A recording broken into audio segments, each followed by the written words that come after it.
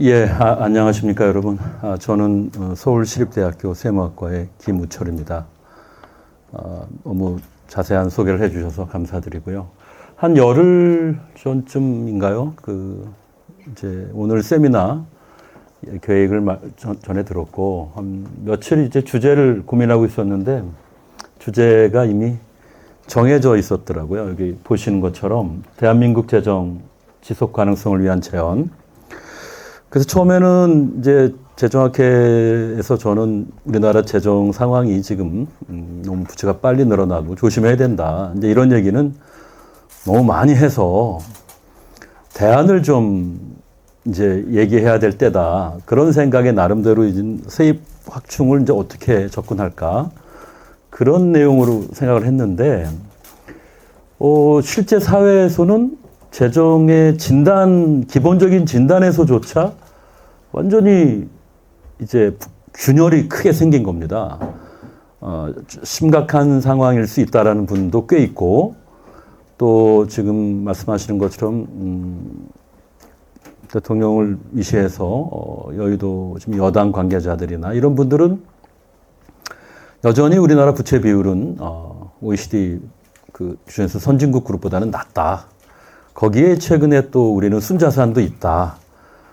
그 다음에 조금 대통령이 같은 상당히 이제 문제 없다. 이렇게 주장하시는 분들도 꽤 있습니다. 그래서 근데 이게 뭐 충분히 견해를 달리해도 되는 문제면 이대로 쭉 가면 되는데요. 이게 정책의 방향을 결정할 때, 또 중요한 이런 재정 준칙 법안을 결정할 때 여기서 완전히 기본 인식이 차이가 나면은 제도화라는 건 불가능하거든요. 그래서 이제 돌리게 됐죠. 세입 확충을 얘기하기 전에 재정에 대한 진단부터 다시 제자리에서 다시 시작을 해야 될 것 같다. 그래서 부랴부랴 자료를 준비하게 됐고요. 자료는 처음 여러분 오늘 토론해 주신 서울대 이철인 교수님, 부산대 최병호 교수님, 그다음에 고려대 김재진 교수님, 또 서강대 김홍균 교수님, 제가 감사드리고요. 부족한 자료입니다. 보시느라고 어려우셨을 텐데 시간이 짧아서 제가 조금 표현 같은 거는 고쳤고요. 숫자는 뭐 거의 그대로입니다. 숫자는 고친 게 없고. 그래서 오늘 지면으로 나눠드린 자료를 일단 오늘 보시면 좋을 것 같은데요. 대통령을 비롯해서 지금 부총리님, 그 다음에 정책실장님, 이런 분들이 이제 전향적인 재정 상태에 대한 진단에서 전향적인 입장을 공개적으로 지금 표명하고 계신데, 거기에는 두 가지 이유가 있습니다. 제가 볼 때 아주 다 단기적인 것들이에요. 일단 3월에 있었던 그 3사 신용평가 3사의 결과가 은근히 쫄아났는데 좋았어요. 아시죠? 거기 발표문 보시면 약간의 몇 개의 문구를 제외하면 상당히 긴장을 했던 내심 분들을 안도할 만큼의 좋은 결과예요. 그럴 수밖에 없죠. 한국은 지금 거시경제 상황이 다른 나라들, 미국은 일단 제껴놓고요. 거긴 지금 뭐 난리가 났죠. 지금 AI 투자. 유럽과 비교했을 때 한국은 괜찮은 편이에요. 우리는 내부적으로는 잠재 성장률의 저하를 온몸으로 느끼는데, 밖에서 볼 때는 이 사람들은 잠재 성장률 저하 온 지는 벌써 몇십 년 전이잖아요. 고령화도 다 겪었고, 이제 이런 어떤 차이 때문에 우리한테는 어떻게 보면 지금과 같은 긍정적인 신용평가 3사 나왔는데, 대통령과 부총리 이분들한테는 자신감을 줍니다. 여하튼. 두 번째는 올해 여러분 명목 성장률이 얼마나 나올 거라고 보십니까? 아마 두 자리 숫자가 나올 수 있습니다. 두고 봐야 되죠. 근데 GDP가 명목이 아마 3,000조를 넘을 수도 있어요. 왜냐하면 하이닉스하고 삼성 두 곳이 벌어들인 게 현재 영업이익이 500조를 예상하고 있거든요. 그러면 증가액으로 보면은 상당한 거죠. 그러니까 연말이 되면 GDP 3,000조는 달성 가능할 수도 있어요. 왜냐하면 지금 그 계산의 기초는 계약이 다 끝난 것들, 물량을 넘기면 이제 잔금이 오는 것들이거든요. 내년도의 선계약은 아직 거기에 반영되지 않은 걸로 알고 있고, 그래서 1, 4분기 지금 GDI도 상당히 좋게 나왔는데, 한국은행의 고민은 소득 기준과 생산 기준, GDP 두 개가 있잖아요. GDI하고 GDP. 소득 기준은 이미 나왔고, 영업 기준, 영업이익이죠. 생산을 맞춰야 되는 거예요. 어떻게 맞추지? 한국은 지금 발등에 불이 떨어진 거예요. 엄청 끌어올려야 되는데 GDP를, GDI에 좀 끌어가려면. 자, 이런 어떻게 보면 웃지 못할 일이 벌어졌는데 이런 것들이 오늘 보시면 아시겠지만 국가 부채 비율을 적어도 3%에서 4%, 많으면 4%포인트까지도 낮출 수 있습니다. GDP 효과는 상당히 중요하거든요. 국채 비율, 국가 부채는 사실상 관리의 첫 번째는 세금을 많이 걷는 게 아니고요. 성장률을 올리는 건 맞아요. 부총리가 지적한 건 맞고요. 다만 재정이 그 성장을 끌어갈 거고 담당할 것이다라는 건 어나더 스토리인 거죠. 여하튼 지금 경기적인 요인에 의해서 메모리 폭등, 가격 폭등으로 그게 재정 지표를 좋게 하고 있다. 그걸 이미 알고 있는 거죠. 이미 작년 세수가 법인세가 많이 들어왔고 그걸로 2차 추경했고 자신감도 생겼는데 계속 들어오는 보고는 올해 GDP 상당히 좋을 거다. 부채 비율도 내려갈 거고 적자 비율도 물론 내려갑니다. 그러니까 여러 가지로 자신감을 갖게 하고 그런 것들이 미국 그 IMF 미션단 단장의 이제 소개하겠지만 경고를 정면으로 반박하는 대단히 이례적인 거죠. 청와대에서 두 최고 책임자들이 정면으로 반박하는 거는 이전에는 없었던 일이거든요. 자, 여하튼 단기적인 사이클이, 경기 사이클이 지금 재정의 진 면목을 가리고 있고 위험도를 낮추고 있고 하는 건 뭐 좋습니다만 결국은 다시 반도체 가격이 정상으로 돌아올 때 AI에 폭증하는 초기 투자가 다시 진정세로 가거나 늪에 빠질 때 그때 여러분들은 어떤 또 반대의 경험을 하실 겁니다. 한국 경제 역성장하고 우리 잘못한 것도 없는데 지표들은 다 나빠져서 죄인이 되는 심정이 될 거고요. 그때는 또 이거는 우리 탓이 아니다. 외생적인 경제 변화로 나빠진 거지 우리 잘못이 아니다라고 아마 정부 쪽은 이야기할 가능성도 있겠죠. 자, 제가 서론이 길었는데요. 그래서 주제를 이렇게 잡았고요. 보통 재정준칙은 거의 이제 죽은 논의가 됐죠.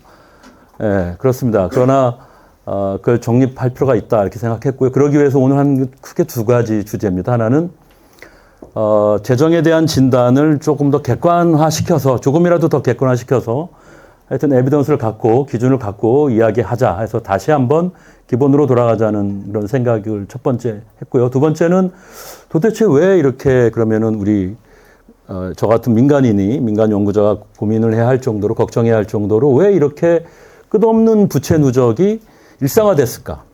분명히 재정 환경은 엄청나게 과거랑 달라졌거든요.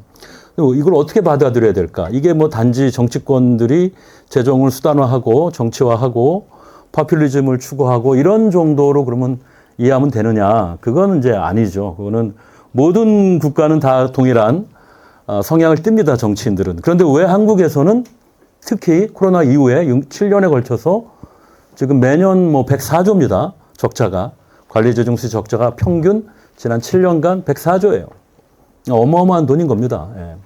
왜 이런 게 독일과 일본 비교를 해서 하겠지만 늘어났다가 다시 줄입니다. 그리고 또 늘어나는. 이제 이게 톱니효과예요. 늘었다가 줄고 다시 더 늘고 줄고 더 늘고 줄고. 근데 어떤 데는 톱니를 타고 수평선을 가는 수도 있고 어떤 데는 톱니를 타고 우상향할 수도 있죠. 한국은 톱니 없이 우상향하고 있어요. 톱니가 아예 없고 그러니까 빠꾸가 없어요. 반보라도. 그냥 계속 앞으로입니다, 지금. 그 점을 제가 여기서 종전과는 다른 거다, 이것은. 예. 대단히 위험 요인이 되겠죠. 이제 곧 왜 그럼 이런 일이 나타났을까? 두 가지입니다. 정확한 현실 진단과 결과는 이제 제가 임계에 왔다는 진단을 내리고요. 두 번째는 왜 이런 계속해서 거의 톱니 없이 계속해서 우상향하는 건 왜 이런 게 나타났을까를 일종의 정치경제 메커니즘으로 한번 시도를 해봤습니다. 설명을 해봤습니다. 네, 이게 제가 뭐 순서는 이렇고요. 됩니다. 순서는 이렇고요. 보라색이 이제 제가 하려는 얘기인데 채무 기준이 D1과 D2가 있는데요. 이게 이제 명확한 관계는 없는데 대략 D2에서 3.8, 3.5%포인트를 빼면 D1이 되는데 일반 정부냐 공공기관 뺀 거 합한 게 이제 D2, 국가채무, 중앙정부, 지방정부만 본 게 이제 D1이죠. 한 3.5%포인트 정도 차이 나는데요. 크게 네 가지 얘기고요. 제가 이제 처음에는 이런, 현재 나타나는 건 좌파, 우파 정당을 가리지 않고 누가 집권하든 이제 부채가 빠르게 누적돼 가는 그런 트랙에 오른 것 같다라는 이제, 이게 오늘 제가 어떻게 보면 가장 비관적인 저의 생각일 겁니다. 예. 그 우파도 결국 부채를 줄이지 못할 것이다가 이제 제가 일종의 예측을 하는 거죠. 세 번째는 세 가지 방법으로 한번 채무 임계를 구해보자. 왜 세 가지 방법을 하는지 아시겠죠? 첫 번째는 아카데믹에서 나온 방법이고요. 재정 퍼티그라는 모델을 갖고 임계를 구하는 거고요. 두 번째는 정책적인 측면입니다. 학술적인 게 아니고 IMF하고 EU의 Debt Sustainability Analysis를 해요. DSA. 그 두 곳이 이제 이런 쉽게 말하면 부도가 났을 때 처리하는 것이거든요. 미리 경계하고 감독하고 알려주고. 그러니까 현재 글로벌 전체적으로 볼 때 그 두 곳이 부채 진단은 가장 전문적인 정보와 스킬을 갖고 있습니다. 정식 보고서를 내고 있고요. 거기에다 모델들이 쌓여 있죠. 그거를 이제 본 게 두 번째고, 세 번째 트랙은 뭐겠습니까? 매년 두 번씩 오고 있는 3대 신용평가사들.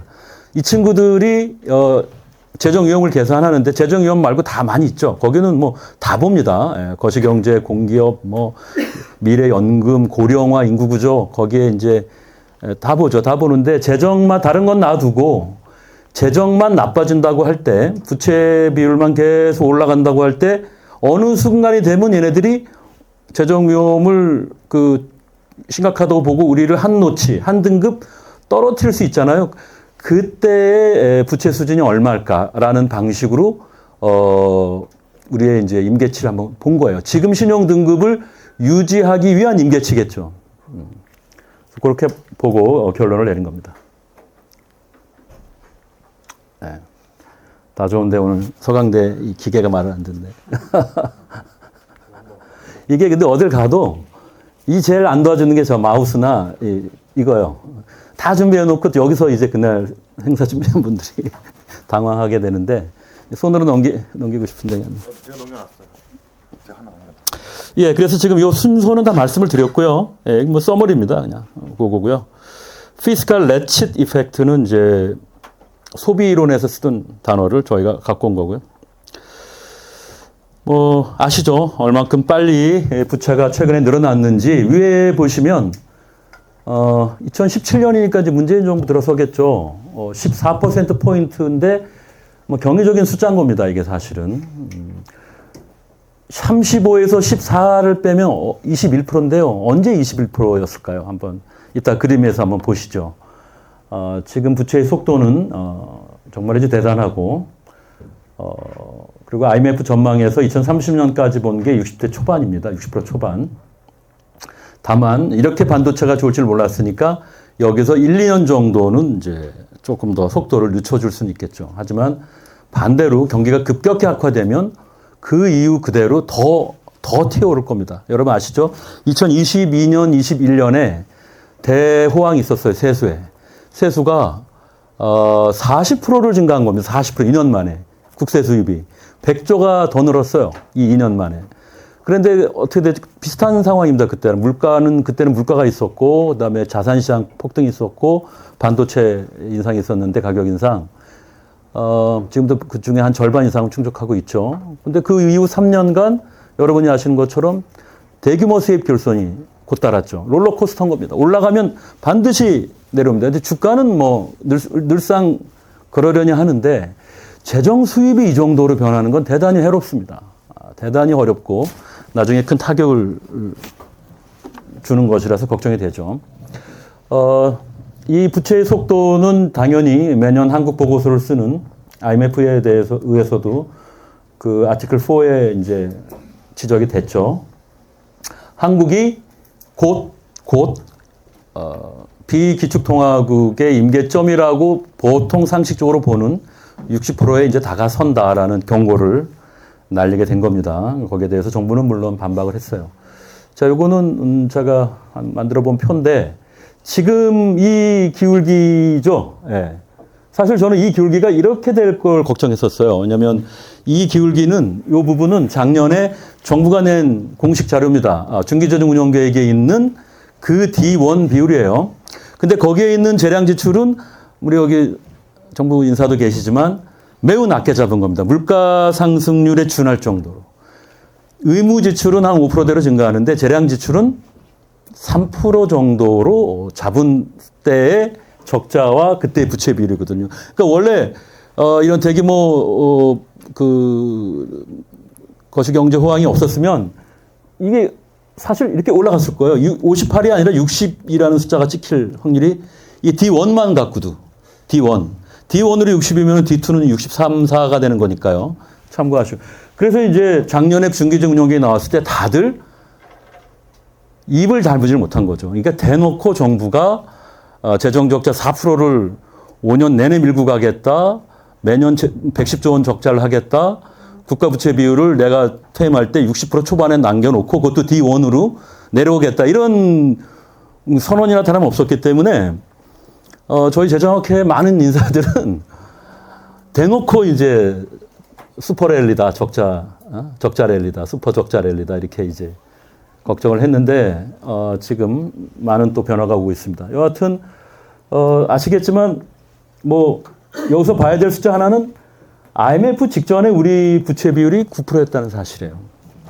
한 자리 숫자, 그러니까 이 숫자 때문에 공적 자금과 많은 돈이 들어갔는데 두 번에 걸쳐서 돈이 들어간 거예요, 사실은. 이때 돈이 이때 들어간 건데 노무현 대통령에 와서 그 공적 자금을 당시에 이제 캠코 이런 공채로 찍었잖아요. 이제 그런 것들 국가 부채로 이때 이제 바꿔주거든요.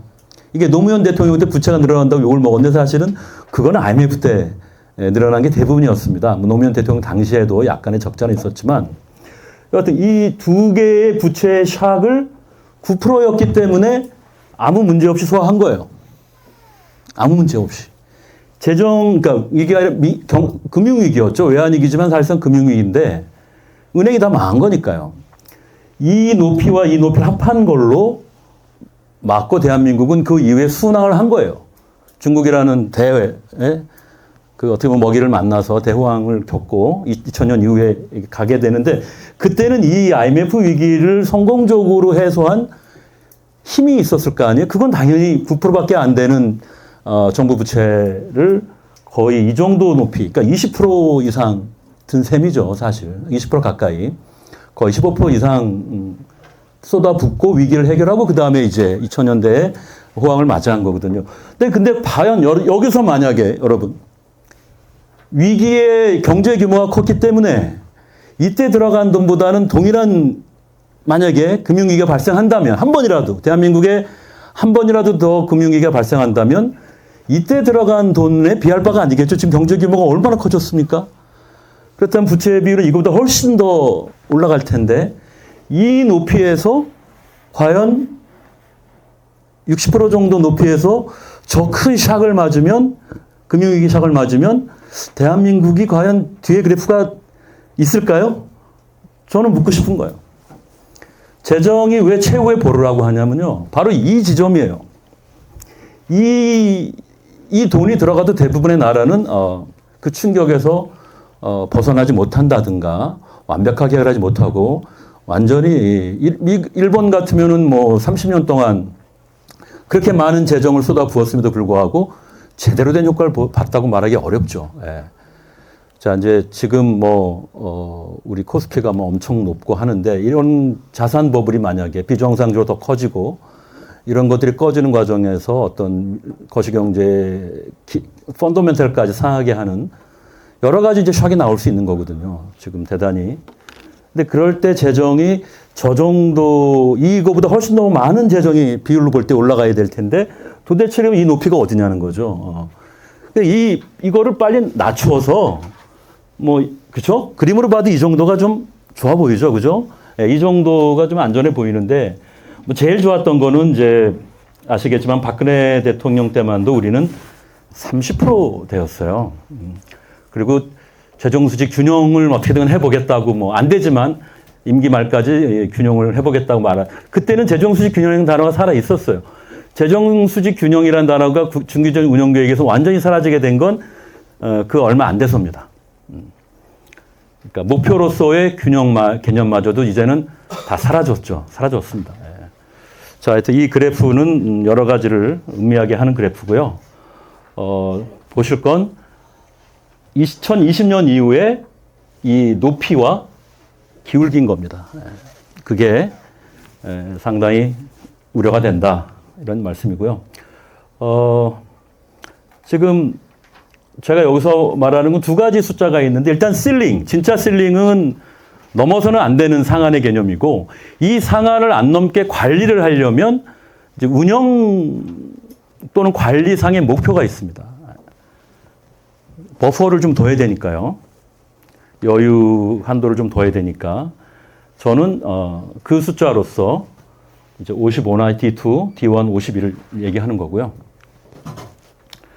저 숫자가 이제 어떻게 나오는지 뭐 이런 것들 이제 오늘 풀어가겠습니다. 지금 저 위험한 숫자에 아까 말씀드린 대로 제가 객관적인 자료에 기초해서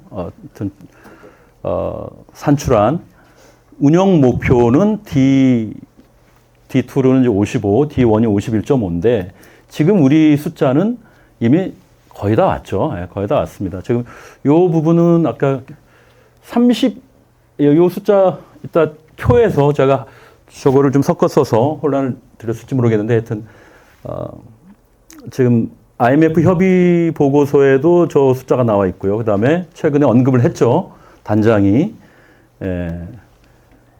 이게 하이 스크루티니라고 그래가지고 심층 점검이 요구되는 시점을 보통 IMF는 D2를 60%를 기준으로 합니다. 그래서 그 숫자를 에서 말하는 거고요. 우리가 이제 거기에 들어섰다 이런 말씀이 되겠습니다. 그래서 이 숫자가 정확한 숫자예요. 죄송합니다. 제가 그 앞에 있었던 이 숫자를 하나 기억하신다면은 이제 이 숫자가 되겠습니다. 2030년에 61.7%로 IMF가 전망을 한 거.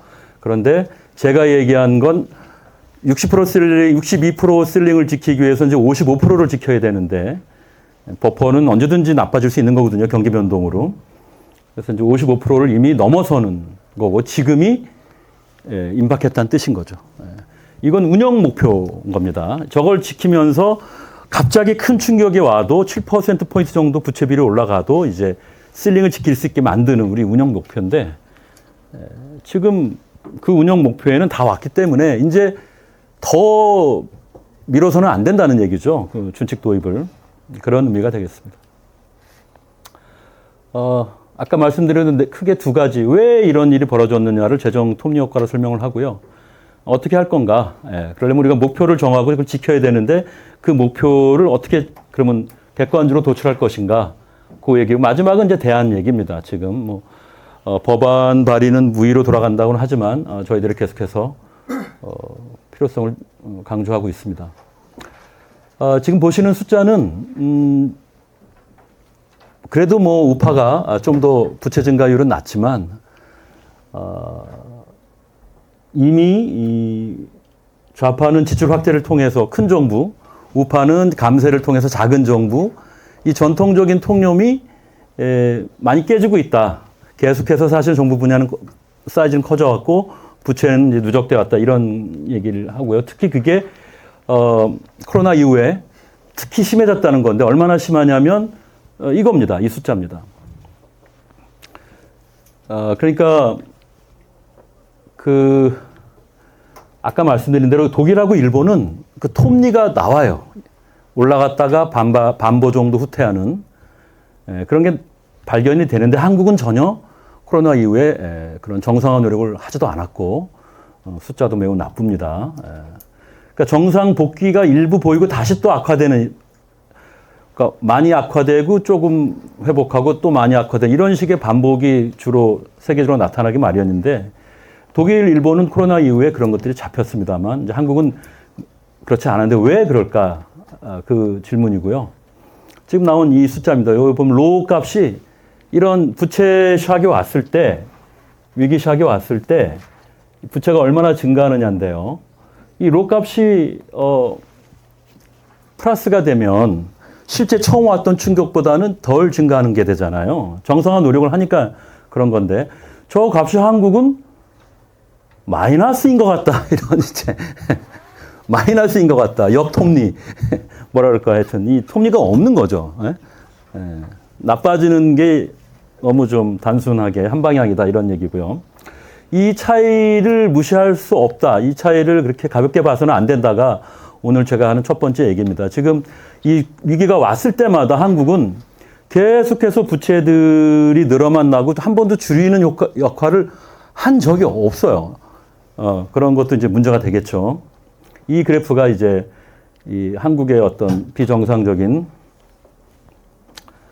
톱니를 보여주는데, 요 때는 조금 보여줘야 되는 거죠. 요 때는 좀 보일지 몰라도, 이게 기본적인 톱니인데요. 요, 이제 2020년 이후에, 여기쯤 되는 거죠.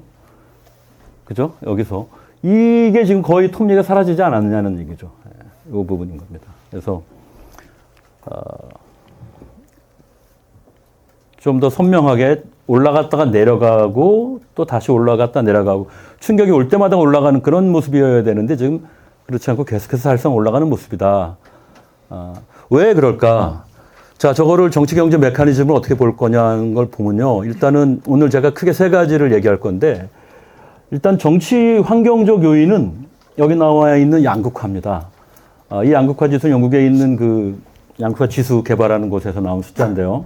한국이 월등히 높죠. OECD 거의 상위 10%인데 왜 이런 양극화, 그러니까 정파 간의 입장 차이인 거예요. 매번 추경이나 지출 증가율, 또 감세냐 증세냐 방식, 여기에 대해서 정치권이 상당히 이제 거리가 되는데, 대표적으로 지난번 윤 정부 때 상속세 보면 아시겠지만 오랜만에 거의 20년 만에 이제 큰 개편안이 나왔고 한 당은 적극적으로 밀었는데 반대당은 완전히 이거는 뭐, 그래서 이제 다 무의루, 단 하나도 통과를 안 시켰죠. 이제 그런 것들이 정치적인 폴러리제이션을 말하는 거예요. 재정 정책을 두고 두 정당이 입장이 얼마나 대립적이냐. 그 지수가, 그런 효과가 이제 여기 보시면 알겠지만, 다음 정부의 재정 선택을 상당히 제약한다. 뭐냐면, 부채를 잠가버린다 이 뜻인데, 내가 다 써서 제가 이제 못하게 하려는 거죠. 그런 어떤, 그러니까, 좌파가 예를 들어서 지출을 확 늘려놓으면, 복지를 확 늘려놓으면 의무 지출로 다음 정부가 우파가 들어선다 해도 이제 사실상 그걸 못 없애는 그런 효과가 있는 것처럼, 다음 정부가 정책을 못 바꾸게 하거나 또는 재정 자원을 못 쓰게 내가 미리 다 써버리는 이제 그런 효과가 있을 수 있다 이런 얘기고요. 그다음에 월등히 보시면 알겠지만 일본은 정권 교체가 안 되는 나라잖아요. 독일도 그렇게까지 빈번하진 않아요. 한국은 상당히 빈번하죠. 근데 빈번한 정도가 아시겠지만 뭐 정치적인 격변의 양상을 띠고 있잖아요. 최근에 뭐 거의 뭐 탄핵을 그냥 일상화되는 상황인데, 이것도 무시 못하는 거예요. 매우 경쟁적인 정치 구조가 여기 나온 대로, 그러니까 내가 정권을 놓치면 미래는 없는 거예요. 미래가 없는데 디스카운트를 하겠습니까? 조정 비용을.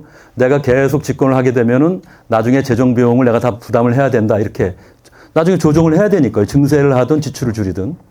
그로부터 이제 큰 자기 정책 비용이 발생하게 되는데, 이번이 끝이다 내지는 진짜 미래는 전혀 없다. 언제든지 바뀌니까 이렇게 돼버리면 미래의 재정 비용을 완전히 고려를 안 하게 되는 거죠. 그러면 뭐 당연히 지금 갖다 끌어 쓰는 거죠. 있는 대로 다 갖다 쓰는 거죠. 근데 그런 것도 영향을 주는 거다 이렇게 지금 말씀드리고, 이게 이제 그 조정 비용인 겁니다. 조정 비용. 우리는 이게 이제 IMF에서 그 지수예요. 재정 준치가 없고 나부 힘도 별로 없고, 거기에 비해서 이제 다른 나라들은 다 양호하죠. 그래서 우리는 그 다른 나라는 다 이제 강제하는 그런데 우리는 이제 자율 조정이고 사후 조정의 그런 제도적 어려움이 상당히 크죠. 일본 같은 나라는 독특하게 재정 준칙이 우리가 생각하는 그런 고유의 법률로는 되어 있지는 않아요. 하지만 일본은 그런 사회 그 보장 쪽의 그 지출이 이런 소비세 같은 것을 인상하게 되면 전액 해당 분야에 다 쓰게 돼 있어요. 그리고 자민당에서 이제 2010년 초반에 이쪽 연금이나 이런 건강보험, 연금, 이런 고용보험 이쪽 사회보장 지출이 늘면 자동적으로 소비세 인상 등을 통해서 그걸 커버하자라고 대원칙을 천명을 했어요. 왜 그랬습니까? 일본의 눈두덩이처럼 불어나는 부채 때문에 그런 거죠. 다만 그걸 법률로 손으로 써놓지는 않았어요. 하지만 정부는 매년 이런 지출의 소요를 예상을 하고 그 공식 보고서에서 예상을 하고 중기 경로를 제시하고 그 재원을 이제 어떻게 마련해야 된다라고 보고서에 써놓습니다. 그러니까 대단히 어떻게 보면은 일본적이에요. 이게 암묵적이고 비형식적인 방법이나 이 친구들은 그래서 적자가 커졌을 때 소비세 인상을 2번이나 했어요. 그게 이제 그런 살아있다는 뜻이죠. 그런 재정 조정이. 그죠? 적자가 너무 커지는 걸 막기 위해서 이런 의무지출, 복지지출이 늘어나면 이런 소비세 등 인상을 통해서 그것들을 커버해야 된다는 걸 정치권이 또 정부 내에서 모니터링을 다 하고 실제 지키려는 노력을 하고 있습니다. 그걸 이제 다 알아요. 외국에서. 좀 높은 점수를 주고 있고 우리보다는 훨씬. 근데 둘 다 우리의 뭐 준칙은 없죠. 헌법이든 재정법이든 둘 다 없는데 그런 차면에서 우리가 특히 떨어져 있다. 이런 것들이 한국 쉽게 얘기하면 양극화나 정치적 양극화나 이런 경쟁적인 정권 교체 위험 이런 부채를 증가시키는 정치 경제학적 요인이 이런 재정 준칙이나 독립기구의 존재, 이 제어 요인, 방어 요인이 제도적으로 있느냐 없느냐도 역시 또 큰 영향을 주는 거죠. 그러니까 한쪽으로는 막 달려나가려는 그런 요인이 우리가 매우 강하고 정치권에서 그 다음에 그걸 못 달려나가게 막는 재정 준칙이나 이런 재정 규율 제도가 우리는 이제 잘 안 돼 있는 그런 것들 때문에 이런 톱니 효과가 나타난다 이렇게 보실 수 있고요. 그걸 때문에 이런 재정 위험 합성 지수를 한번 간단하게 계산해 보면 우리가 거의 2배가 넘는 4개 정도 지표를 본 건데요. 알 수가 있습니다. 그리고 이제 요게 그럼 미래 조정 비용이 정권 교체 위험이 높아지면 오히려 이제 떨어지고 그래서 현 시대에 집권하는 정부가 부채 비율을 높이는 요인이 존재해서 이러한 그러니까 이 양극화나 정권 교체 비율을 모형을 하나 만들어서 간단하게 한번 풀어보면 이런 결과가 균형 행동으로 나오는 겁니다. 예. 그래서 마르코프 퍼펙트 이퀄리브리엄 이런 모형을 간단하게 써서 한번 풀어보면 이 균형 부채 비율이 아까 말한 양극화 지표와 정권 교체 위험, 조정 비용 이런 거에 다 비례하는 걸로 나오는 거죠. 이건 뭐 그렇게 어려운 모형은 아니었고요. 저걸 좀 더 잘 풀어보면 좋겠다 이런 생각은 드는데 중요한 건 지금의 상황이 명확한 구조적인 요인을 갖고 있고 제도 환경이 이것들을 제어를 못하고 있다. 준칙이 없기 때문에 이제 그런 위험을 말씀드린 겁니다. 네. 자, 이런 것들은 다 아까 말씀드린 정권 교체 가능성 양극화가 실제 실증 분석에서 다 부채 증가 요인으로 나온다. 그런 문헌을 소개한 거고요. 그래서 진단은 왜 한국의 이런 톱니 효과가 최근에 이렇게 강해졌느냐. 바로 정치 경제학적인 정치적인 요인의 변화도 있지만 제도적인 환경이 매우 불비하기 때문에 그렇다. 이런 식으로 충분히 설명 가능하겠습니다. 그래서 더 우리가 독립기구나 준칙을 만들어야 된다 이렇게 얘기할 수 있는데 자 이제 왜 이렇게 늘어났냐는 건 설명을 드렸다면 그러면 어디까지가 이제 위험한 거냐 우리가 어디에서 그걸 저지시켜야 되느냐 임계점을 이제 분석을 해야 되는데요. 2013년에 이것이 재정 반응 함수입니다. 재정 반응 함수 연구가 가장 그래도 부채 임계점을 학술적으로 설명을 하는데 이게 기초통화국도 대부분 들어가 있고 뿐만 아니라 선진국에 우리보다 그렇기 때문에 되게 높게 나옵니다. 그런 것들을 비기축통화국으로 낮추고 그다음에 한국은 많은 고유의 위험 요인들이 많이 있거든요. 외환 변동성 매우 높죠. 똑같은 조건이면 한국은 항상 외환 위험이 더 큽니다. 이런 것들이 이제 리스크 프리미엄을 올리죠. 그다음에 고령화 요인, 우발 채무 요인 뭐 이런 것들이 다 보정항으로 통해서 학술적으로 나왔던 그거를 이제 좀 낮추게 되겠죠. 그걸 얼마나 낮추는 게 합리적이냐. 그게 첫 번째고요. 아까 말씀드린 대로 이 EC하고 IMF 이 두 곳만 각 국에 부채 분석 모형을 개발해요. 이건 뭐 일반 연구자는 관심이 없죠, 사실은. 그렇지만 IMF는 이게 상당히 중요한 문제죠. 어디가 재정적으로 위험한 나라고 거기다 위험 시그널을 줄 건가. 이걸 매년 하는 거고. EC는 당연히 지금 한 나라가 지난번 봤지만 남유럽 재정격이 나왔지만 유럽 전체가 힘들어지거든요. 그러니까 부채의 위험을 항상 그리고 다음번 부도가 나온다면 프랑스 아니면 이태리인데 큰 나라는 그냥 여기 뭐 바쁘죠. 바쁩니다. 그래서 이런 그 분석 기법이 실제 계속해서 발전되고 있고 활용되는 곳이죠. 아마 여기가 가장 그러니까 이 분야에서는 이 연구보다는 여기 친구들이 가장 레이티스트한 그런 분석을 하는 사람들로 봐야 돼요. 여기는 민간인이잖아요. 여기는 퍼블릭이고 얘네들은 프라이빗이에요. 그러니까 다릅니다. 서로 보려는 요인이 다르고 해석 방법이 달라요. 하루아침에 애들은 그냥 등급을 올렸다 떨어뜨렸다 하는 애들이고 여기는 좀 다르죠. 여기는 그 공신력도 있고 제가 볼 때는 그래도 이 세 가지 방법 중에서 현실성과 객관성을 갖춘 건 여길 것이다라고 보는 거예요. 하지만 이 세 개를 다 봤을 때 우리가 어떤 그 수렴하는 영역이 나오고 그게 D2로 62.5%라고 저는 이제 결론을 내렸는데요. 그 자세한 과정은 일단 이게 학술적 연구에서 나오는 겁니다.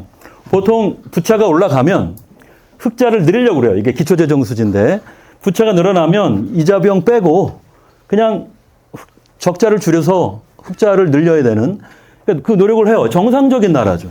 아름다운 곡선입니다. 그러니까 재정 정책을 잘 하는 거예요. 부채가 늘어나면 재정을 개선을 해서 적자를 줄이는. 근데 어느 수준이 가면 얘네들이 만세하고 손을 놓습니다. 더 이제 안 되는. 그 퍼티그가 온 거죠.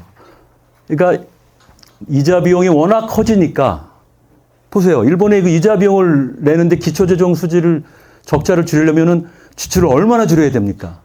그죠? 지금 미국도 방위비에 맞먹는 이자 비용이 나가는데 부채비례 더 오르면은 다른 지출을 줄이기는데 한계가 있는 거죠. 퍼티그가 오는 겁니다. 그게 어느 정도 점에서 오냐? 이 꼭지점을 이제 연구하는 분석이 되는 거죠. 그게 이제 대략 95%로 나오는데요. 재밌는 건 이제 이 지점입니다. 더 이상 이제 늘릴 수 없는 지점이 어디냐? 이제 이런 것도 한번 여기서 구하고 현 지점과 최대로 늘릴 수 있는 지점의 사이를 여력으로 보는데 사실은 이쪽은 그렇게 의미가 없습니다. 선진국, 미국은 여기까지 갈지 몰라도 일본 여기까지 왔을지 모르지만 한국은 이쪽 구간은 아마 못 갈 겁니다. 그 전에 사단이 날 것이기 때문에. 자, 그런데 여러분 잘 보세요. 정치적인 요인, 너무나 막대한 이자 비용 때문에 기초재정 수지의 지출을 못 줄이는 때가 이 꼭지점이라고 그랬어요.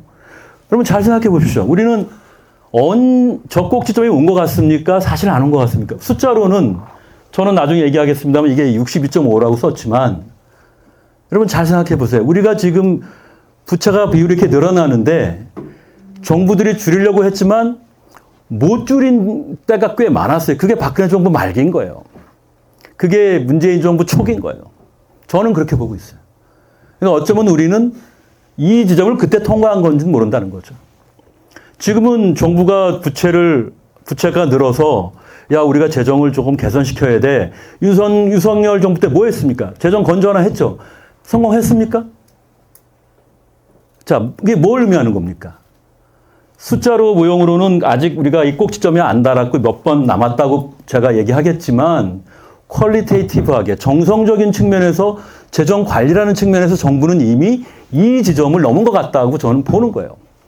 그러니까 대단히 이것도 비관적이 되겠죠.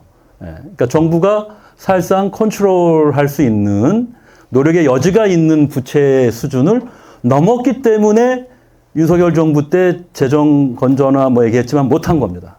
물론 박근혜 정부도 말기에 그렇게 재정 적자를 개선하려고 했지만 못했어요. 여러 가지 요인으로. 똑같습니다. 정치적 요인이었죠, 대부분.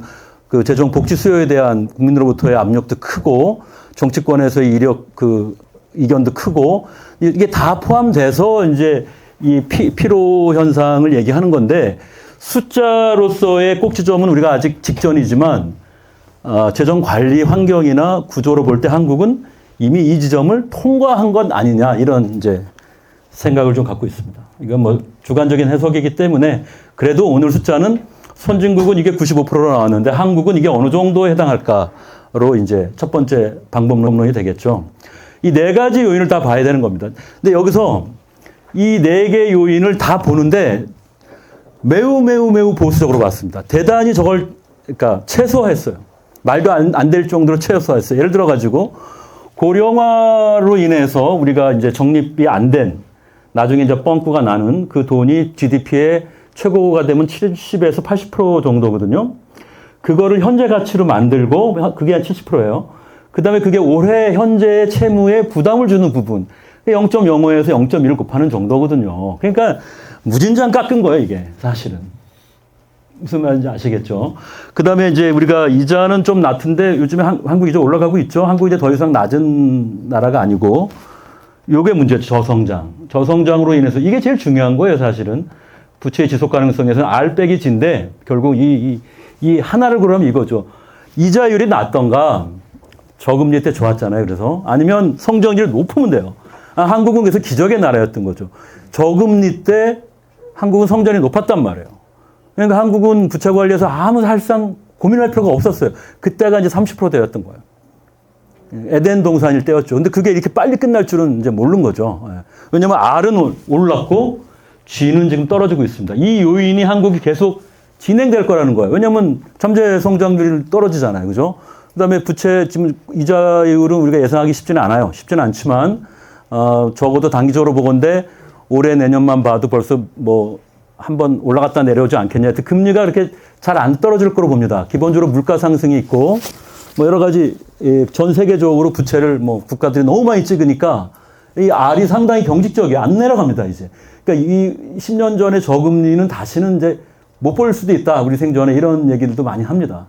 그렇게 본다면 이건 얼마나 또 큰 요인을 주겠어요.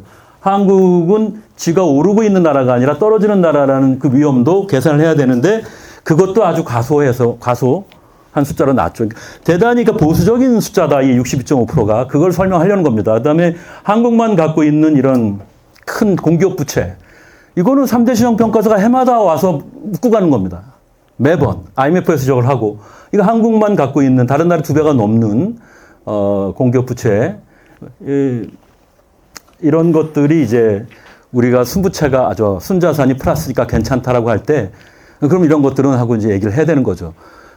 순자산 이따 좀 말씀드리기로 하고 여하튼 그래서 95%의 그 고시 연구에서 나온 선진국의 숫자를 비기축통화되면 10%포인트 내립니다. 85에서 다시 또 한 15% 정도를 내리면 이제 그게 70인데 그게 우리 위치다가 이제 제가 가려는 길인 겁니다. 그런 방식으로 했다 말씀을 드리고요.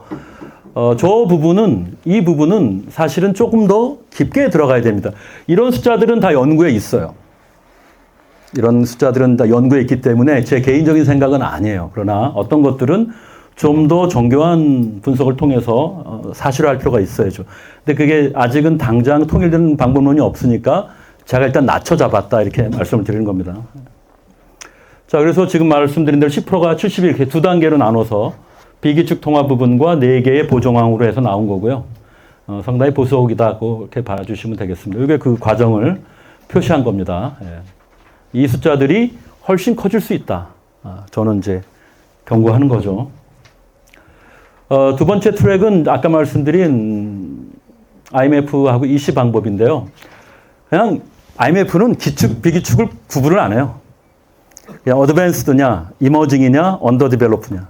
딱 그 세 개로만 봅니다. 한국은 어드밴스드죠. 60으로 보는 거.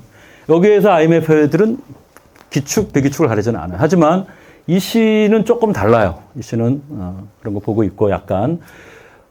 그래서 여기는 60%를 넘으면은 하이 스크루티니. 이게 정말 조심해야 된다. 이제부터 매년 감독 열심히 받고 정기검진 이제 똑바로 받고 언제든지 너는 병이 걸릴 수 있으니 이제 이런 거죠. 예, 그런 의미고. 자, 그런데 스트레스 테스트를 해보면 한국은 이제 현재 아까 봤던 IMF의 기본적인 그 전망 경로가 있잖아요. 부채 살 오르는 경로에다가 이제 나쁜 일이 생겼다고 가정하고 한번 확 스트레스를 줍니다. 그렇게 됐을 때 원 스탠다드 디비에이션 스트레스를 주면 한국은 어느 정도로 튀냐, 부채가 그 기본 경로에서 이렇게 튄다. 그러니까 한국은 이미 지금 상당한 정도의 임계점을 얼마든지 넘을 수 있다라는. 그러니까 원 스탠다드 디비에이션은 그냥 보통 때우는 충격을 말하는 거잖아요. 그러니까 언제든지 이렇게 튈 수 있다. 이런 걸 얘기하는 거. 그래서 미션 단장이 이제 이런 얘기를 한 건데, 좀 시끄럽죠. 그 다음에 이 시는 여러 분야를 다 보는데 대정도 그 중에 한 분야입니다. 서브 인덱스가 있고 그 인덱스가 이제 걔들 계산에 의하면 0.36을 넘으면 이제 임계치인데 이 0.36에 해당하는 한국의 값은 뭐냐 봤더니 그게 이제 요 사이로 나온 겁니다. 60에서 65인데요. 예. 그러니까 재정 조기 경보를 올려야 되는 얘네들이 정한 임계치 0.36에 도달하는 부채만 올렸을 때, 지금 다른 값은 다 현재 값을 주고 부채만 올렸을 때, 이 임계치 0.36을 히트하는 부채 비율이 얼마냐 봤더니, 60, 65가 나왔고요. 조금 더 나쁜 일이 벌어진다면 한국은 이런 보정항이 있기 때문에 60을 더 낮출 수도 있죠. 그래서 55, 60으로 일단은 55까지도 내려갈 수 있다. 이렇게 보정항을 넣으면 여기에는 이제 보정항이 없는 거죠. 한국은. 그러니까 한국적인 상황을 더 고려해야 한다면 얘네들의 숫자보다 얘네들의 우발 채무나 우리가만 갖고 있는 고령화나 여러 가지 요인들은 잘 고려 안 보기 때문에 한국만 갖고 있는 이걸 남들과 똑같이 경험하면 안 된다. 이제 그런 차원의 얘기가 되겠습니다. 세 번째는 이제 얘네들이 공개하는 게 있고 공개하지 않는 평가사 자료가 있는데 일부는 이제 가이드를 공개를 해요. 그러면 다른 건 또 놔두고 성장률, 이자율, 뭐 기타 등등은 놔두고 부채 비율만 올렸을 때 얘들이 재정 점수를 환산을 합니다. 이제 그런 점수가 약화되면서 등급을 한 등급 떨어뜨리게 되는 시점에 이제 부채 비율이 어디냐, 어디까지 올릴 때 그런 일이 벌어지느냐 할 때 비슷합니다. 비슷하고요. 그런 역산을 했을 때도 역시 이쪽에 놓이게 되더라. 이거는 이제 그 사람들이 모든 걸 공개를 안 하니까 실제 60, 65가 되면 신용평가사가 우리를 한 등급 강등할 거야 라고 직역을 하면 곤란하죠. 하지만 그걸 심각하게 고려할 텐데 그때 거시경제 상황과 외환시장 상황 뭐 이런 것들을 본다는 거죠. 그래서 매우 세심하게 챙겨야 되는 지점에 와 있다. 그런 걸 아까 여기 봤지만 S&P는 그 지금 대통령께서 좋아하시는 net debt 순부채를 이제 갖고 봐요. 좀 차이가 있는데 우리가 뭐 순자산이 있지만 이런 거는 쓸 수가 없어요. 위기가 왔을 때. 그 다음에 국민연금 적립금은 이건 미래 줄 돈이고 오히려 이건 빵꾸가 나는 돈이잖아요. 그러니까 이걸 순자산으로 우기면 안 되겠죠. 안 됩니다. 그 다음에 공기업 지분도 위기가 왔다고 공기업 지분 팔면 완전히 헐값에 팔아야 될 텐데, 그죠? 그 현금화가 되겠습니까? 쉽지 않습니다. 그래서 이 순자산에 함정이 있다. 조심해라. 그런 걸로 재정의 위험을 충분히 커버하는 식으로 너무 생각하면 안 된다. 그런 얘기죠. 그래서 전체 그로스 뎃을 보는 겁니다. 전체 들고 있는 돈이 전체 빚진 게 얼마냐 그 보는 게. 게다가 가장 한국은 결정적인 게 이 우발 채무죠. 다른 나라에 잘 없는. 근데 왜 3대 신용평가사가 사실은 오면은 왜 이걸 그렇게 묻고 가겠어요? 정부가 윈도우 드레싱을 하는 거죠. 사실 4대강 사업을 하는데 MB가 어느 돈으로 했습니까? 수자원공사 돈으로 했잖아요. 그래서 부채가 늘어나는 적자가 커지는 걸 좀 가렸잖아요. 그게 한국만 그러는 게 아니에요. 이태리도 도로공사할 때 그런 거 많이 했고요. 이 유명한 얘기입니다. 그래서 회계 투명성 얘기가 나오는 거고, 그래서 재정 준칙할 때 독립재정기구 항상 나오는 거예요. 그런 걸 못하게 감독을 해야 되니까. 근데 한국은 지금 이미 공기업 부채가 아시잖아요. 지금 고유가일 때 한국은 전기료를 안 올렸어요. 국민들은 좋았죠. 독일 어떻게 했습니까? 그 당시에 뭐 어마어마했죠, 사실은. 뭐 석탄을 갖다 겨울에 떼었다는 말도 있잖아요, 오랜만에. 동독 지역은 옛날 석탄 날로 꺼내서 썼습니다, 실제로 그때. 한국은 뭐 탄력세율도 낮추고 그 다음에 못 오르게 전기료를 못 오르게 다 한전 부채인데 그게 국가 정책적으로 한 거니까 국가 부채인 거예요, 원래는. 근데 그거 다 아는 거예요, IMF 애들이 사실은. 근데 그런 것들이 한 번도 안 줄고 계속 늘어가는 게 문제라는 거죠. 거기도 톱효과가 있어가지고 저유가 갈 땐 그러면 좀 확 내려가야 될 거 아니에요. 한전이 이익도 많이 나고. 그런 순효과는 안 나타나고 계속해서 쌓이면 어떻게 되겠습니까? 이게 의외로 나중에 큰 빌미가 될 것이다. 그런 얘기고요. 자, 그래서 결론은 세 가지 다 방법 비슷한 점을 준다. 얘들이 좀 높지만 제가 고정항을 상당히 보수적으로 했기 때문에 그다음에 이쪽은 완벽하다고 할 수는 없죠. 역산이지만 부분적인 어떤 계산 방법인데 비해서 여기는 가장 퍼블릭하고 공신력이 있는 거예요. 그리고 얘네들이 가장 중요한 역할을 합니다, 사실은. 근데 그 미션 단장의 평가에 대해서 저렇게 반박을 굳이 할 필요가 있었느냐. 조금 부채는 많이 늘어났는데 우리가 핸들할 수 있어. 우리가 이런 계획이 있고 그런 노력을 할 거야라는 그냥 디플로매틱한 멘트만 해도 되는데 그걸 이렇게 you are wrong 그러면은 어떡하라는 거야. 옛날하고는 많이 달라진 걸 느낍니다. 예. 자, 그래서 그걸 한번 확인한 정도다 이렇게 말씀드릴 수 있고요. 이 실링은 이제 넘어서는 안 되는데 이제 요 7.5라는 숫자만 설명할게요. 이게 안전 여유예요. 그러니까 마진, 세이프티 마진. 그러니까 60일을 지키려면 D2로 평상시 어디서 놀아야 되냐 이거죠. 낭떠러지가 60인데 울타리를 어디다 만들어놔야 되겠습니까? 낭떠러지 바로 앞에서 놀 수는 없잖아요. 어린애들. 울타리는 7.5% 정도 낭떠러지 떨어진 데다 안전하게 만들어 놓고 언제든지 이게 넘어갑니다. 왜 넘어가느냐? 기초 수지의 표준 편차가 이렇게 커요. 언제든지 이건 그냥 뭐 애뉴얼 베리에이션인 거죠. 그 다음에 이제 위기가 왔을 때 한 번 왔다 그러면 부채 비율이 이 정도 올라가니까 그죠? 이게 튀니까 이건 울타리에서 갑자기 바람이 불어가지고 한번 쏠리면 떨어지면 안 되잖아요. 낭떠러지로. 그러니까 이제 이 정도도 나가야 되고. 그 다음에 이건 뭐냐면, 경기가 나빠지면 지출이 갑자기 늘거나 실업급여, 세금이 안 들어오겠죠. 그럼 적자가 확, 그죠? 그 제동 안정화 장치가 우리도 있습니다. 되게 약해요. 근데 우리는. 그러니까 이건 낮게 잡은 겁니다. 유럽은 이걸 크게 잡아요.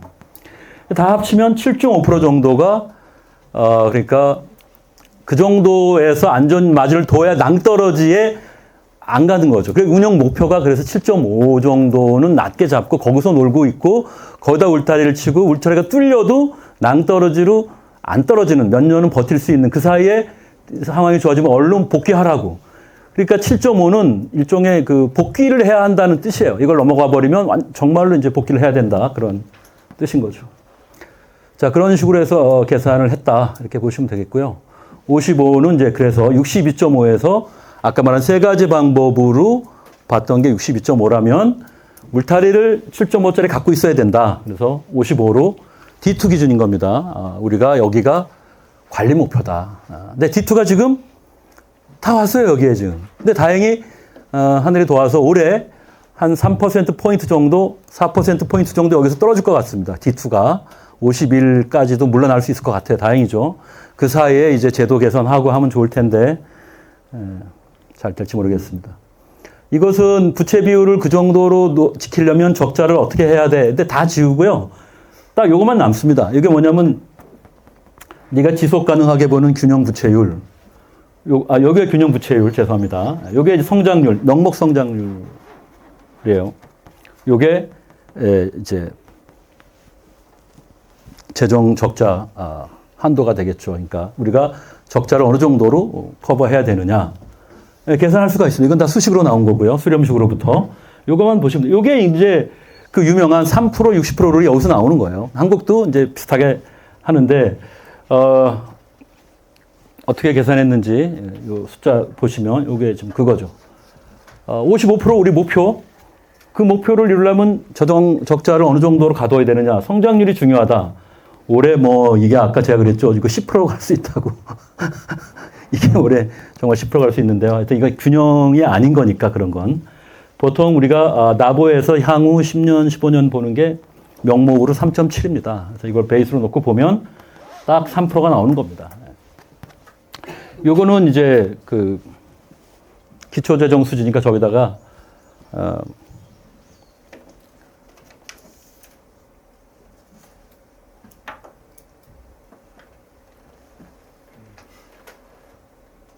네, 관리재정 수지 기준으로 저희들이 본 거고요.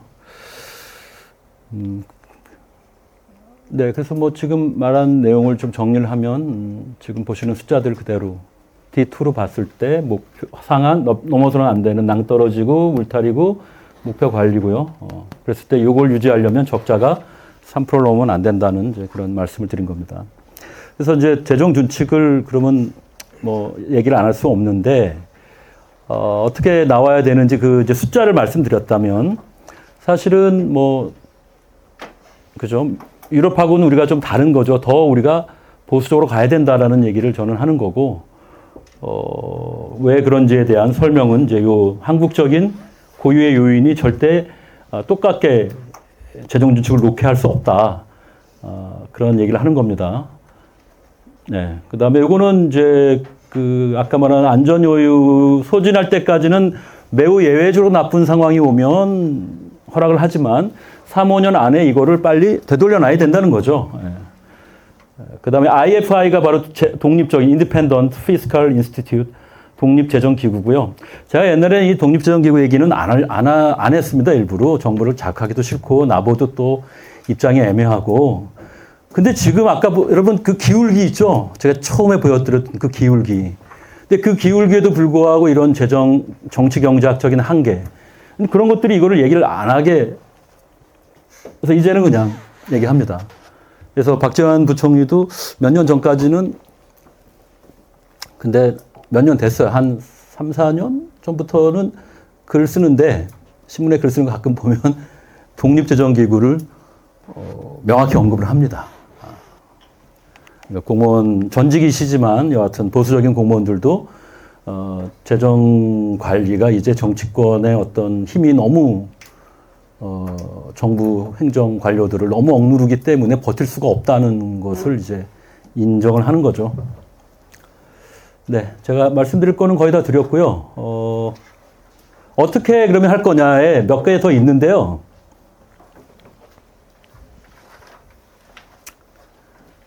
이건 이제 좀 복잡한데 이건 지금 현재 EU에서 최근에 바뀌었어요. 룰을. 어떻게 하고 있느냐를 보는 거예요. 우리처럼 울타리가 있느냐? 있다. 있다. 걔들은 총 지출을 중심으로 울타리를 설치하고 넘지 않게 하고 있다. 그렇게 말씀드릴게요. 관심 있으면 이건 읽어보시면 되고요. 이거는 회복하는 거죠. 넘어섰으면 울타리를 넘어서 너무 많이 가면 반드시 몇 년 안에 돌아와야 된다는 걸 강제하는 거예요. 강제. 예. 강제하는 거고요. 시간이 얼마 없다. 우리가 이미 여기 오지 않았느냐. 그러니까 빨리 입법을 해야 된다. 빨리 입법을 해야 된다. 잔여 시점 다 왔다. 이런 얘기고요. 앞으로 3, 4년, 4, 5년밖에 안 남았다. 준칙만 갖고 안 된다. 독립기구가 있어야 된다. 감시와 보고를 다 해야 되고, 회복 점검 다 해야 되고, 예외적인 거를 판정도 허용을 할지 말지 다 거기서, 근데 뭐 이게 제일 중요한 겁니다. 이게. 정말 대통령보다 왜 제가 6년을 썼겠습니까? 5년보단 길어야 돼요. 한 7년이 가장 이상적입니다. 미국 나보가 7년이에요. 미국 CBO, 미국 컨그레스 버짓 오피스, 미국 의회 예산기구는 7년입니다. 대통령도 길어요. 그 다음 우리는 1년 반에서 2년입니다.